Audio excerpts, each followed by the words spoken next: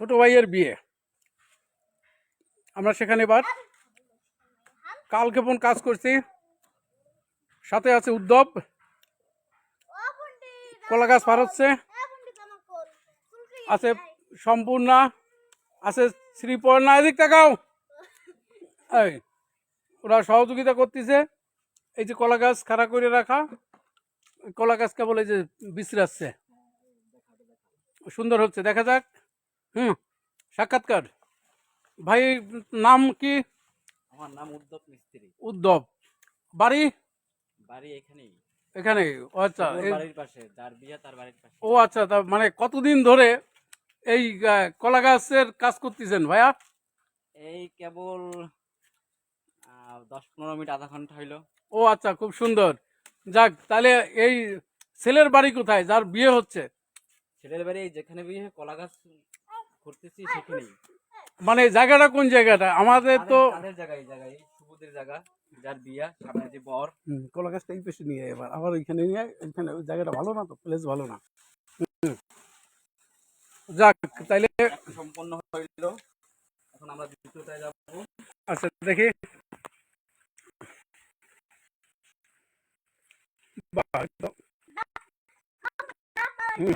এবার পরবর্তী দেখা যাচ্ছে, পরবর্তী কলা গাছটা নিয়ে কাজ করতেছে। বাহ,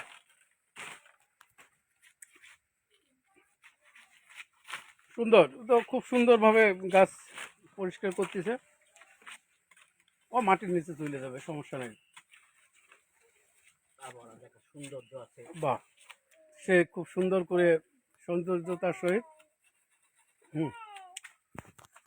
বাকি তুমি বেশি যাবা যে, এবার তোমার জিজ্ঞেস করবো তুমি কোথা থেকে আসছো, বলবা।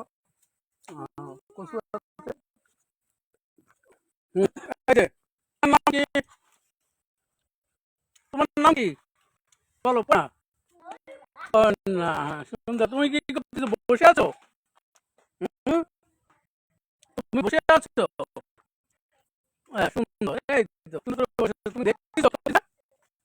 সুন্দর, এই তো পরবর্তী কলা গাছ দেখা যাচ্ছে।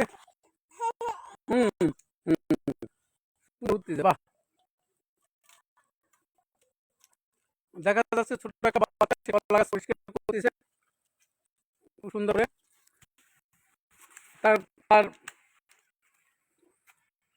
ভাইপোর বিয়ে বা কাকার বিয়ে, দেখা যাচ্ছে কাকার বিয়েতে সে খুব সুন্দর করে কাজ করতেছে।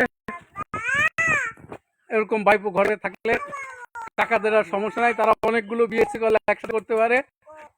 প্রতি বছর দরকার হয় বা প্রতি মাসে একটা করবে। ভাইপোরা এরকম থাকলে সহযোগিতা করে অসাধারণ সুন্দর।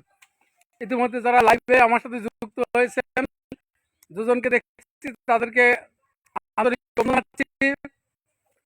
আপনারা আসবেন, এটা দিসপুর।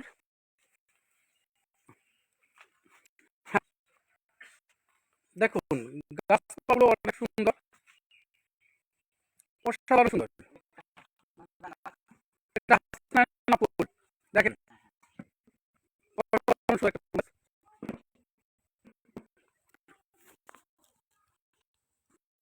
সুন্দর, অসাধারণ সুন্দর ফুল গাছ, এবং রাতে সুন্দর সুবাস ছড়ায়।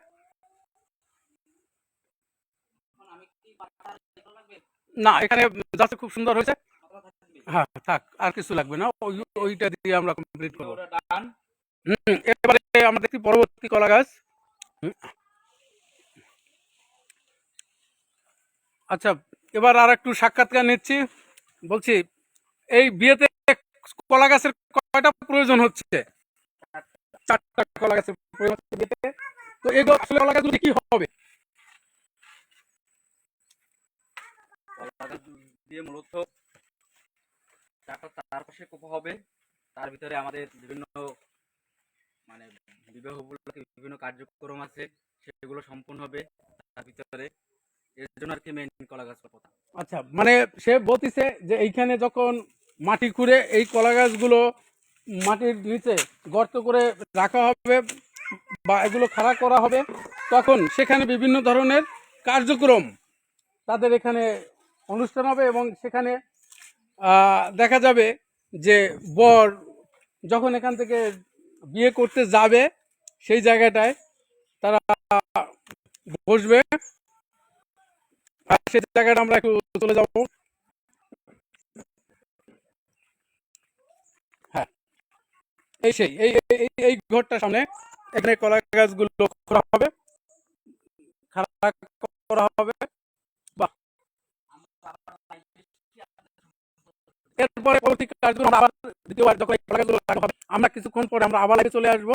আসার পরে এগুলো আমরা সুন্দর করে আবার আপনাদের সম্মুখে, হ্যাঁ, এর মধ্যে দেখতে পাচ্ছি আমাদের হ্যাঁ, এই যে ছেলে তার বৌদি সেখান থেকে চলে যাচ্ছে। হ্যাঁ, তার সাক্ষাৎকার আমরা পরে নেব। এই মুহূর্তে আমরা তাকে পাচ্ছি না, উনি কাজের মধ্যে আছে। সুতরাং আমরা পরবর্তীতে আবার কলা গাছ লাগানোর পরে সেখানে যে কার্যক্রমগুলো সেগুলো আমরা খুঁজে বের করবো। ওই এক বৌদি ফাঁক দিয়ে দেখা যাচ্ছে ছেলের বৌদির অভাব নেই, বৌদি তাহলে লাগবে না, তাহলে না আর লাগবে না। কলা গাছগুলো খুব সুন্দর হয়েছে। এরপর কলা গাছগুলো পরিশোধন করা হচ্ছে, পরিশোধিত হওয়ার পরে এগুলো খাড়া করতে হবে মাটি গর্ত করে। এর জন্য আমাদের পরবর্তীতে আসবে প্রদীপ। প্রদীপ পালকে আমরা ডেকে নেব, সে এই কাজগুলো করবে। আবার সবাইকে ধন্যবাদ জানিয়ে শেষ করি।